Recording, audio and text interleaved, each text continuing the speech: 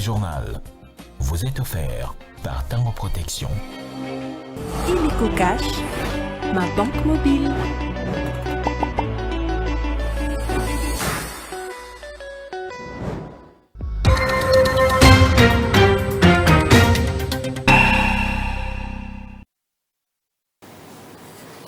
Merci de rester branchés sur la RTGAO pour cette grande édition d'information vespérale qui débute la semaine. Tout de suite, les titres du journal.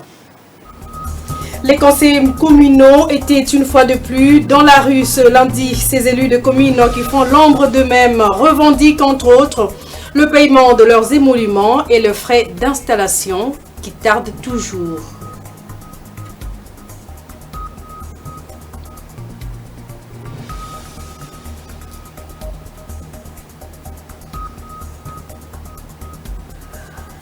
De fortes pluies diluviennes sont annoncées pour ce dernier trimestre de l'année à Kinshasa, capitale congolaise. Précision donnée par les services météorologiques qui appellent le gouvernement à prendre plus de précautions pour prévenir les drames. Le curage des caniveaux devient une urgence.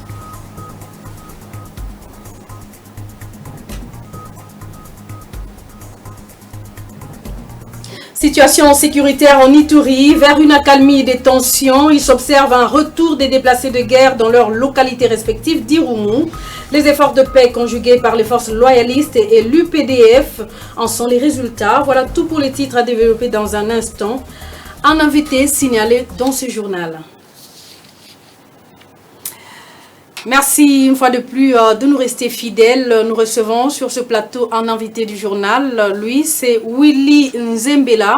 Il est coordonnateur national du collectif des conseillers communaux de la RDC, élu de Bipemba dans la province de Mbuji-Mayi, à qui je m'en vais saluer sans plus tarder. Bienvenue sur ces plateaux, monsieur le conseiller. Merci, madame Irène. Merci à la RTGA pour l'invitation. Alors avec vous, nous allons dans les minutes qui suivent parler de toute l'actualité qui entoure justement les conseillers communaux qui sont pratiquement abandonnés à leur triste sort, si on peut le dire. Effectivement, nous ne sommes pas abandonnés à notre triste sort du fait que la population est avec nous. La population nous a donné mandat et espère beaucoup dans le travail que les conseillers communaux vont devoir faire sur le terrain. Et nous espérons que c'est par là que les Congos pourra trouver une nouvelle image du développement au niveau local. Je retrouve alors dans quelques instants en Ituri, l'on signale le retour des déplacés dans quelques villages du territoire d'Irumu. Ce retour des déplacés ayant fui les atrocités des rebelles ougandais ADF dans cette région est consécutif aux opérations militaires conjointes des armées congolaises et ougandaises contre ces rebelles. Les élus de cette province se félicitent de l'accalmie dans cette partie du pays en proie à l'insécurité permanente. C'est ce que nous dit Jolie Sekoué Palmer, notre permanente sur place dans la province de l'Ituri.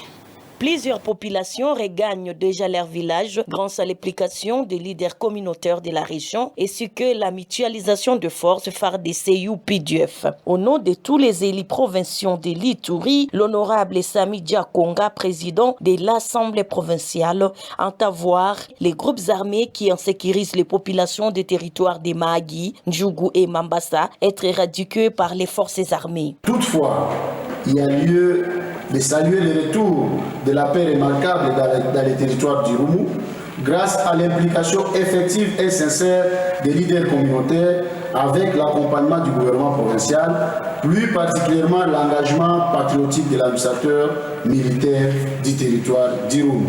Malgré cette accalmie, les efforts restent énormes pour la neutralisation totale des ADF MTN dans la partie sud-ouest de ce territoire pour espérer une situation sécuritaire plus améliorée. Le président de l'Assemblée provinciale de l'Ituri réaffirme l'engagement d'accompagner les victimes des crimes commis en Ituri à la Cour pénale internationale qui va bientôt réactiver les enquêtes. Nous allons continuer à faire les plaidoyers pour que la CPI puisse aussi réouvrir, parce que ça sera pour la deuxième fois que la CPI sera en train d'agir ici en province de l'Ituri, pour que les responsables des crimes soient une fois de plus punis. Notez que, dès sa prise de fonction, le président de la première institution de la province de l'Ituri avait inscrit la sécurité parmi les piliers de ses priorités. Les consultations initiées dernièrement avec les forces vives de l'Ituri autour de la pacification est une preuve éloquente. Annoncé en titre, parlons à présent de ce sit-in des conseils communaux organisé ce lundi 21 octobre 2024 à l'immeuble de l'hôtel de ville de Kinshasa. À travers cette action de revendication, ces élus des communes ont tenu à rappeler au gouverneur Daniel Bumba l'instruction ferme du vice-premier ministre en charge de l'intérieur relative au paiement de leurs émoluments, mais également les frais d'installation, ce qui n'a pas encore été fait jusqu'à présent. Et ces élus municipaux en colère sollicitent une audience à tout prix au gouverneur Daniel Bumba pour décanter au plus vite cette situation. Au cas contraire, ils previennent poursuivre ce mouvement des colères. Elvis Ebama pour le reportage.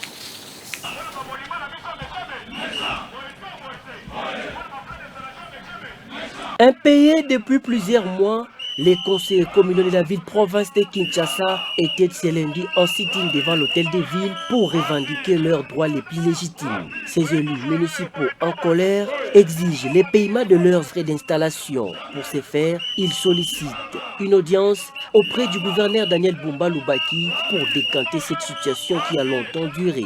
Nous sommes ici pour réclamer ou pour exiger même le respect du télégramme du VPM de l'intérieur qui est notre autorité de tutelle. Alors ça fait déjà 2 mois depuis que l'autorité de tutelle a instruit au gouverneur de province de nous prendre en charge. Pas pour les émoluments, parce que les émoluments c'est pour le gouvernement central, mais pour les frais de fonctionnement, frais d'installation et puis nos primes diverses. Mais jusqu'à ce jour, c'est quasiment vide. Les gouverneurs de province ne respectent pas ces télégrammes. Voilà pourquoi nous sommes venus voir l'excellence Daniel Bumba pour lui rappeler que le ministère de tutelle a exigé à tous les gouverneurs de nous prendre en charge. Donc nous sommes ici, nous sommes en train de lui attendre jusqu'à ce qu'il va venir pour réclamer notre droit. Je rappelle que ce n'est pas une faveur, c'est notre droit le plus légitime. Donc nous sommes en colère, nous réclamons nos frais d'installation, nos frais de fonctionnement et nos primes diverses. Il faut signaler que le gouvernement provincial de Kinshasa a été instruit par le vice-premier ministre, ministre de l'Intérieur, pour la prise en charge des conseillers communaux de la ville-province de Kinshasa. Cette même instruction a été reformulée par l'Assemblée provinciale de Kinshasa lors de la cérémonie d'ouverture de la session ordinaire de septembre. Par ailleurs, ces conseillers communaux projettent d'autres actions de grandes envergures jusqu'à ce qu'ils vont obtenir gain de cause.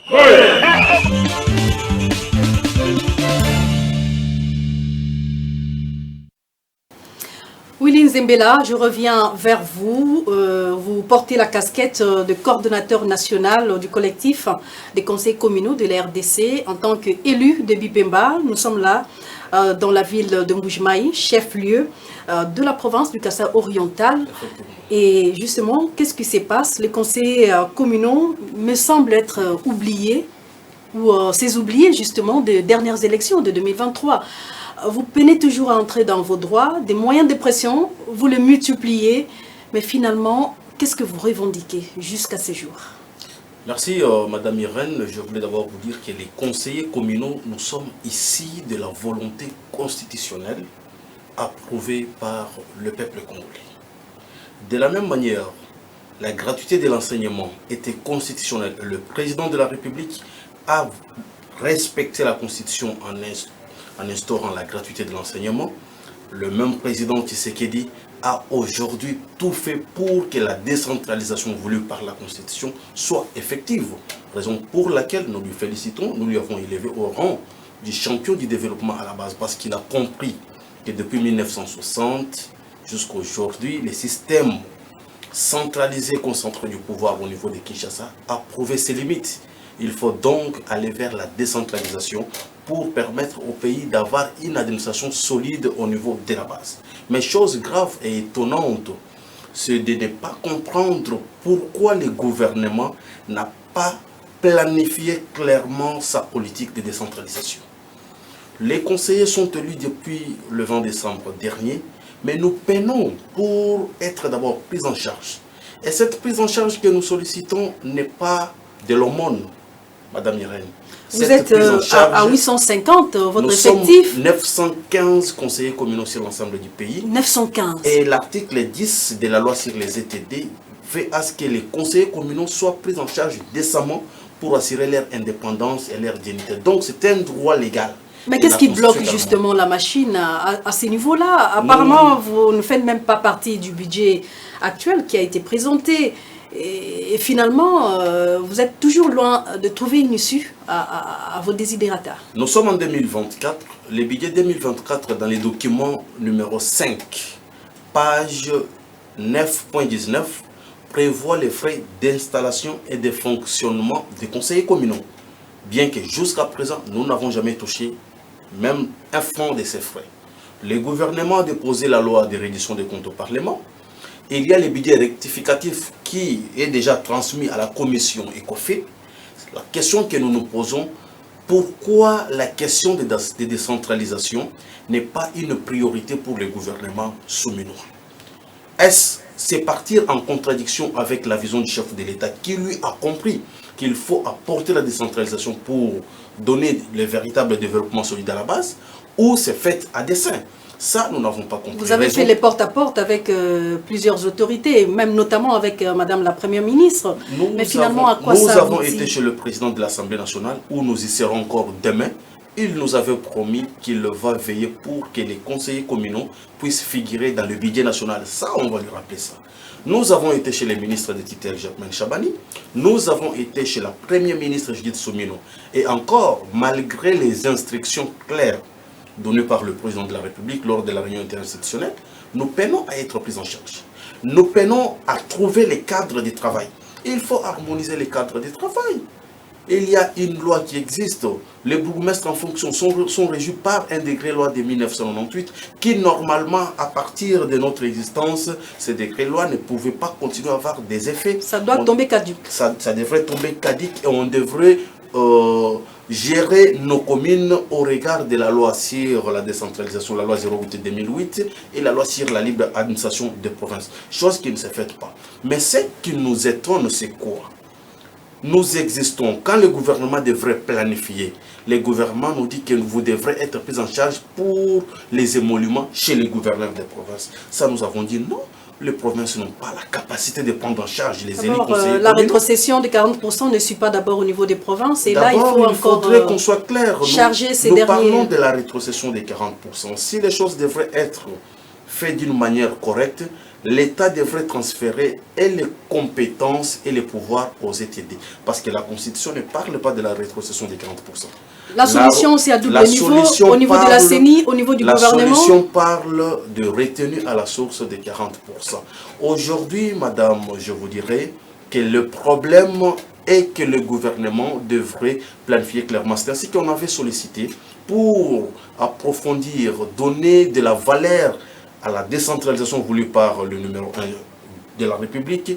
Nous avons sollicité une réunion autour de la Première ministre avec le VPM de l'Intérieur, le ministre du Budget, celui des Finances, monsieur le président de la CENI et l'inspecteur général de la territoriale qui lui est censé suivre les actes au niveau des ETD pour aborder les questions des fonds. On ne peut pas gérer les élus du peuple de cette manière-là. Aujourd'hui, vous êtes les oubliés des élections de 2023 et pourtant vous avez été élus par le peuple souverain. Ne nous a jamais oubliés. Le peuple ne nous a jamais oubliés. Les gouverneurs des provinces se disent n'être pas en mesure de payer les conseillers communaux. Mais il y a certains gouverneurs qui ont payé déjà certains d'entre eux. Permettez, je vais arriver. Mais certains disent que la rétrocession n'est pas régulière. Les gouverneurs qui ont payé les conseillers communaux les primes non permanentes, nous félicitons leur engagement patriotique, comme Grace Bilolo du Congo central, Madame Fifi Masuka, le gouverneur du Sud-Ubangi, du Kwango, malgré leurs conditions de vie. Mais si vous regardez dans le fond, ils savent quel miracle ils ont fait pour les payer. Et alors les élus du peuple ne peuvent pas être pris en charge de cette manière-là. Nous voulons une ligne budgétaire claire. Notre raison Ici à Kinshasa, l'actuel président de l'Assemblée provinciale avait instruit à l'ouverture même de la session de septembre le gouverneur de vous prendre en charge et de traiter cette question d'urgence. Ce n'est pas respecté. Les collègues de Kinshasa ont été à plusieurs fois chez le président de l'Assemblée provinciale. Et aujourd'hui, ils étaient chez le gouverneur de la ville de Kinshasa. Mais il faut voir la façon dont les conseillers ont été humiliés. Pourquoi ne pas accepter recevoir les conseillers? S'ils sont arrivés là, c'est parce qu'ils ont écrit à plusieurs reprises et le gouverneur ne veut pas les recevoir. Demain, il est prévu une rencontre avec le président de l'Assemblée nationale. C'est avec lui-même, le gouverneur, qui a sollicité qu'il va recevoir le conseiller demain à 16h. Mais nous disons, la priorité, ce n'est pas encore vous, le gouverneur. La priorité maintenant, c'est l'Assemblée nationale qui est l'autorité budgétaire, qui devrait requalifier les chiffres donnés par le gouvernement. C'est étonnant de voir dans la projection du gouvernement dans les budgets, on n'a pas prévu, pas même la construction d'un seul conseil communal, mais on a prévu, on a mis des millions dans la construction de plusieurs édifices comme Arena. Et on se pose la question, entre la décentralisation pour le développement local du pays et Arena, qu'est-ce qui devrait être prioritaire pour le gouvernement? C'est ainsi que cette question devrait être abordée de fond. Et demain, nous serons devant le président de l'Assemblée nationale et les jeudis, nous serons chez la Première ministre où nous allons passer nuit jusqu'à trouver solution. Je pense qu'on y reviendra parce que le feuilleton ne fait que se poursuivre. On y reviendra dans des émissions beaucoup plus élaborées pour parler également de votre apport au niveau même du développement, de la promotion du développement justement à la base, comme il se doit. En tout cas, merci d'être passé sur notre plateau du journal. Willy Nzembela, je rappelle que vous êtes coordonnateur national du collectif des conseillers communaux de la RDC, élu de Bipemba. En Mbujimaï, nous sommes là au Kasaï oriental. Merci d'être passé. Merci beaucoup, Madame Irène, et merci à la RTGR. Par ailleurs, le syndicat libre des médecins, Silimed, a pour sa part suspendu sa grève ce lundi 21 octobre 2024 et cette décision fait suite à l'engagement du banc syndical des médecins du Congo après les pourparlers de Bibois où un protocole d'accord a même été finalement trouvé entre le gouvernement représenté par le vice-premier ministre et ministre de la fonction publique, Jean-Pierre Liaou. Il ressort de cette résolution le réajustement de la rémunération de 5 507 promus en grade à la veille même du mois d'octobre 2024. Plus de détails dans ce reportage. Un protocole d'accord a été finalement trouvé entre le gouvernement et les bancs syndicales des médecins du Congo en pourparlers à Bibois après près d'une semaine des échanges. Le vice-premier ministre, ministre de la fonction publique Jean-Pierre Liaou, représentant principal du gouvernement à ses assises, a présenté à l'Assemblée les engagements fermes pris par l'État congolais afin de répondre favorablement aux désidérata des médecins de la RDC, d'où ces mots du président du syndicat des médecins, Joseph Kibangula.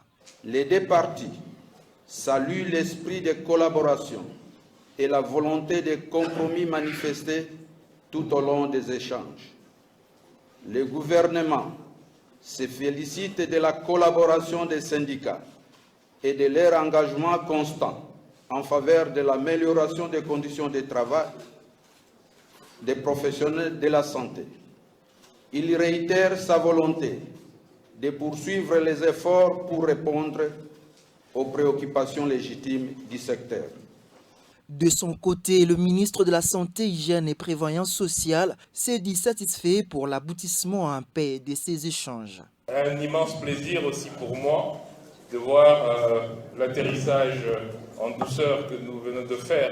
Et nous espérons bien entendu que la paix sociale que vous incarnez par le travail que vous faites va permettre en fait que vous puissiez développer votre art au quotidien, que vous puissiez développer votre travail au quotidien pour le bien-être de notre population.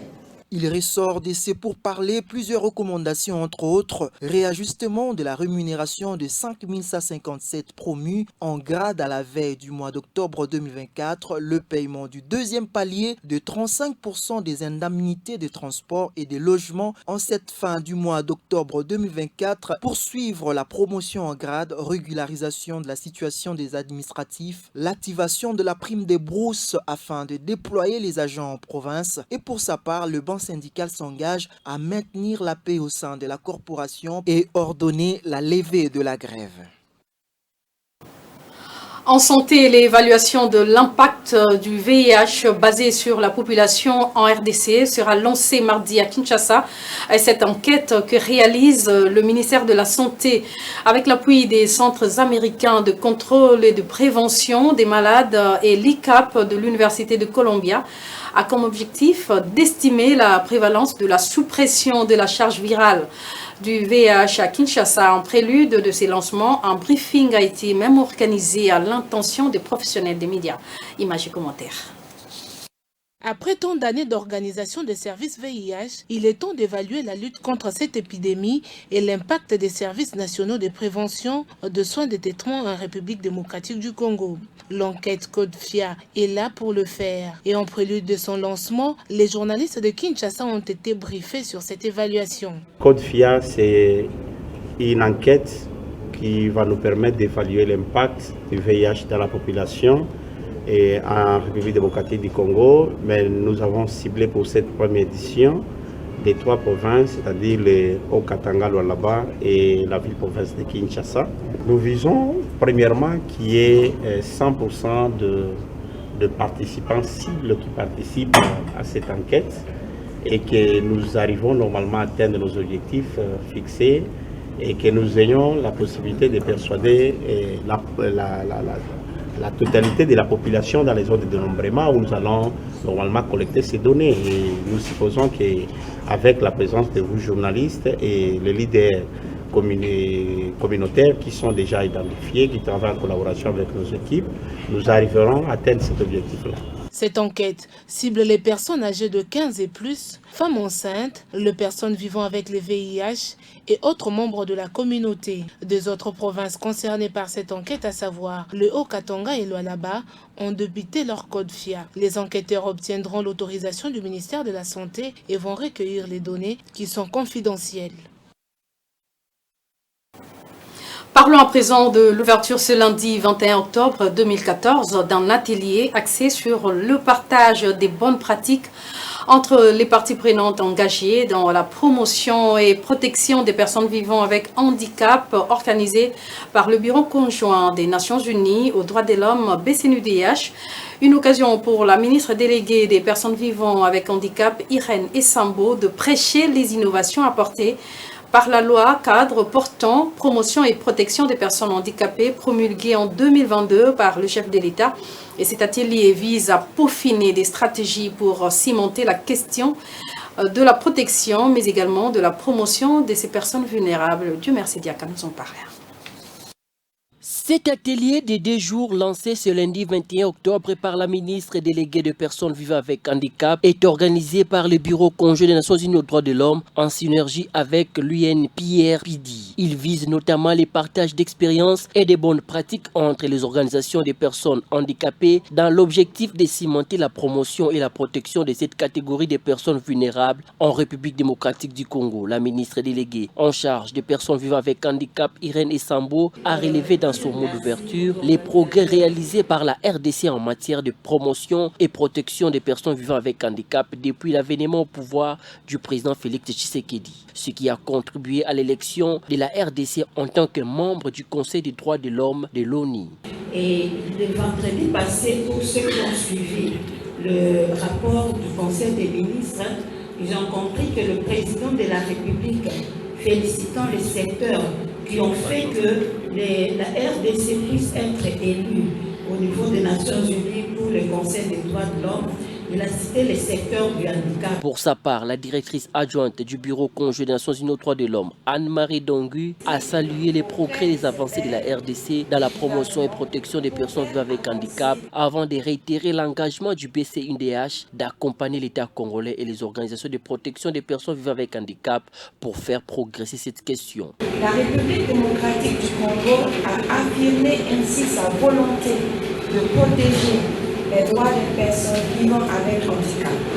Cette volonté s'est matérialisée par la création d'un ministère en charge des droits des personnes vivant avec handicap en 2019. Par ailleurs, pour soutenir les efforts de la République démocratique du Congo en matière de promotion et protection des droits des personnes vivant avec handicap et la réalisation des objectifs de développement durable inclusif, le système des Nations Unies s'emploie à travers les programmes du partenariat des Nations Unies pour la promotion des droits des personnes vivant avec handicap à fournir les outils nécessaires à la réalisation des progrès substantiels, durables et porteurs des changements positifs en matière.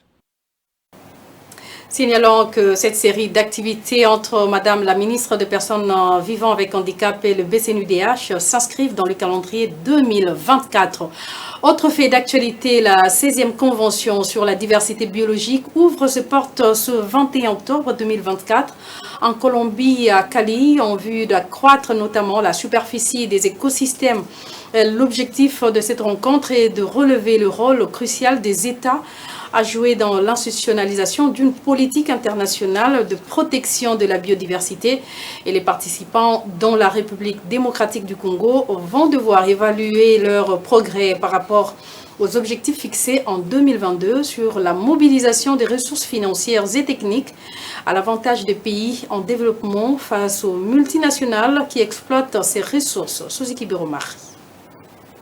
Le 21 octobre 2024 s'ouvre la 16e conférence des partis qui se tient en Colombie à Cali. Une rencontre, une première COP organisée depuis l'adoption de l'accord de Kunming-Montréal le 19 décembre 2022 qui avait fixé le cadre de l'action internationale face à la crise de la biodiversité. La COP 16 aura donc un rôle crucial à jouer dans l'institutionnalisation d'une politique internationale de protection de la biodiversité dans le cadre de la Convention sur la diversité biologique. Elle doit notamment établir la manière dont les gouvernements mondiaux vont suivre et faire évaluer leurs efforts en matière de protection de la biodiversité. Le Congo démocratique participe à cette rencontre. En plus, la COP16 sera aussi la 11e réunion de la conférence des parties du protocole de Cartagena sur la biosécurité et la 5e réunion de la conférence des parties du protocole de Nagoya sur l'accès aux ressources génétiques et le partage juste et équitable des avantages découlant de leur utilisation. La COP16 s'étendra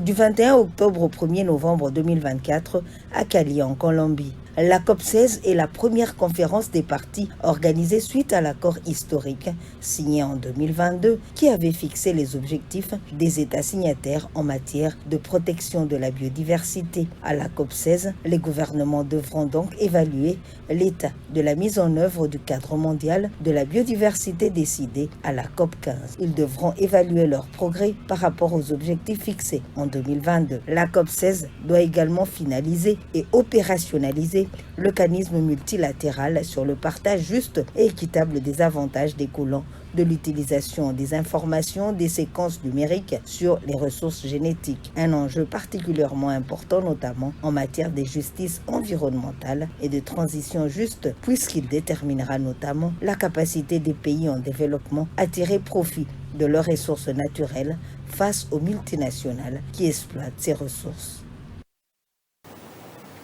On en vient à cette nouvelle annoncée en titre en République démocratique du Congo. Les services météorologiques annoncent des pluies diluviennes pour les mois d'octobre, novembre et décembre dans la capitale Kinshasa.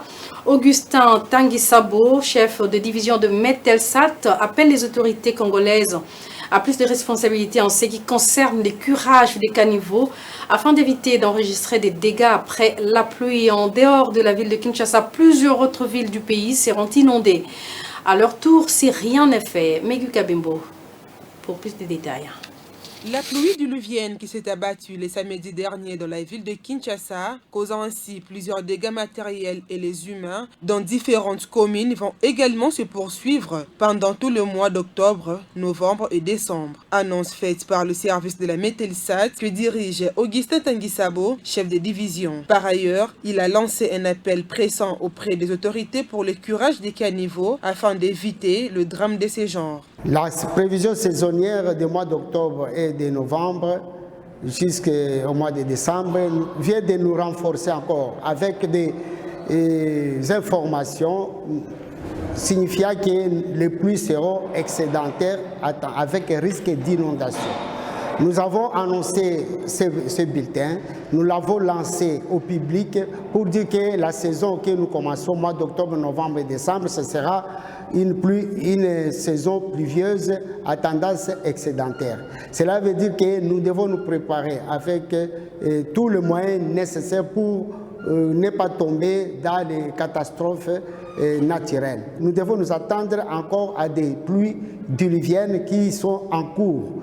Donc les gouvernements provinciaux, tout comme le gouvernement national, doivent se préparer chacun de son côté pour prendre des mesures de précaution afin de sauver les vies et les biens de la population. Ces services fait savoir que plusieurs autres villes en dehors de Kinshasa connaîtront également des inondations, notamment la ville de Mbandaka, Gemena, Bondo, Bunia, Kisangani, Goma, Bukavu, Butembo, Kalemi, Basoko et Buta. Le gouvernement national et provincial a été invité à trouver des solutions le plus rapides possible afin d'épargner la population des spectacles désolants de la pluie. Les parties prenantes du ministère du Commerce extérieur et de la Chambre de commerce de la RDC ont eu une séance de travail avec une délégation des investisseurs américains qui séjournent à Kinshasa. L'objectif de cette rencontre est de promouvoir les opportunités que présente la RDC dans plusieurs secteurs. Dieu merci Diakar pour le point. Cette séance d'échange d'expériences entre les ministères du commerce extérieur, la Chambre des commerces congolaise et une délégation des investisseurs américains avait pour objectif la création d'un environnement propice aux affaires en République démocratique du Congo dans un contexte économique en évolution. Pour les présidents de la Chambre des commerces de la République démocratique du Congo, le moment est arrivé pour que la vision du chef de l'État, celle de la création de plus d'emplois, soit concrétisée par la création des entreprises. Ceci passera par l'assainissement du climat des affaires. Pour l'Afrique, nous continuons à mettre des bonnes personnes, des personnes efficaces qui peuvent créer des relations et amener un plus au pays. La présence de la délégation américaine en République démocratique du Congo a été facilitée par les élus de l'ancienne législature lors d'un séjour à Washington. Une occasion pour la députée honoraire Solange Masumbuko, désignée présidente de la Chambre des commerces de la ville de Kinshasa, qui faisait partie de ces élus, de saluer l'aboutissement de la démarche. Les retombées de la visite parlementaire que nous avons eue à l'époque, c'est il y a une résolution qui avait été votée au Parlement de Washington-Seattle et ensuite la création ou la continuité de la Chambre de commerce qui est une plateforme qui permet de vendre le pays, la RDC, à tous les étrangers cibles. Signalons par ailleurs que la délégation de la Chambre des commerces était en tournée au site Kivu, au Maniema et maintenant à Kinshasa. Elle va se rendre à Goma dans les prochains jours avant d'entamer les déplacements au centre et à l'ouest du pays, dans l'objectif de booster les secteurs de commerce de la RDC. Ce journal touche à sa fin. Retenez ceci pour l'essentiel. Les conseils communaux étaient une fois de plus dans la rue ce lundi. Ces élus de communes qui font l'ombre d'eux-mêmes revendiquent entre autres le paiement de leurs émoluments, mais également les frais d'installation. Nous avons reçu pour ce faire un invité du journal en qualité de coordonnateur national du collectif des conseillers communaux de la RDC dans ce journal.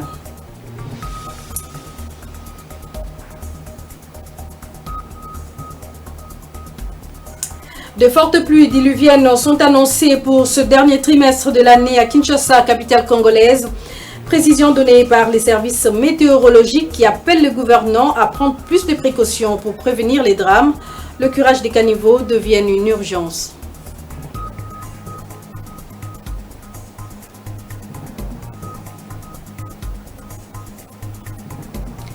Enfin, situation sécuritaire en Ituri, vers une accalmie des tensions, il s'observe un retour des déplacés de guerre dans leurs localités respectives d'Irumu. Les efforts de paix conjugués par les forces loyalistes et l'UPDF en sont les résultats probants sur le terrain. Et voilà qui met un terme à cette grande édition d'information. Voilà tout pour l'essentiel. complètement bouclé ce journal de lundi. Merci de l'avoir suivi de partout ailleurs à travers le monde. Très bonne suite de programme sur le canal 365 RTJ AOD. Et à très vite.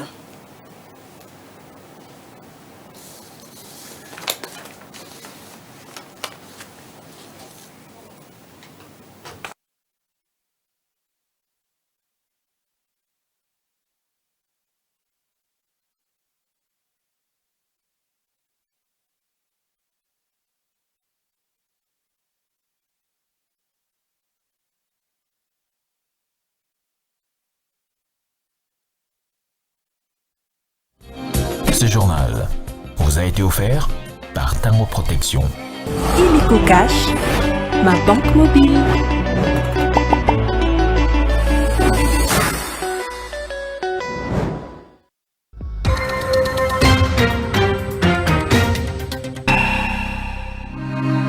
RTGA, mieux qu'une chaîne, un monde.